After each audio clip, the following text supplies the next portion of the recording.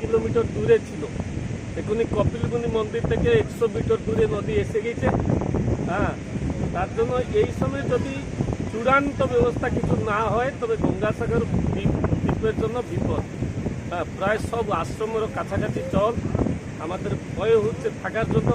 তার জন্য আমি প্রশাসনের কাছে বিনম্র নিবেদন জানাইব যে আপনারা যত তাড়াতাড়ি সম্ভব এই গঙ্গাসাগর প্রদক্ষিণ করে আপনারা দেখুন, অবস্থা খুব ভয়ঙ্কর। যদি এ 3.5 লাখ মানুষকে বাঁচাতে হয়, ইমিডিয়েট কপিলমুনি মন্দিরকে যদি সুরক্ষিত রাখতে হয় তবে ব্যবস্থা নেওয়া দরকার, নাহলে মেলা করার জায়গাও পাওয়া যাবে না। তার জন্য আমি মাননীয় মুখ্যমন্ত্রী তথা আমাদের দক্ষিণ 24 পরগনার প্রশাসন সবাইয়ের কাছে নিবেদন করব, হ্যাঁ, গঙ্গাসাগরকে সুরক্ষা করুন। গঙ্গাসাগর আস্থার প্রতীক, বিশ্বাস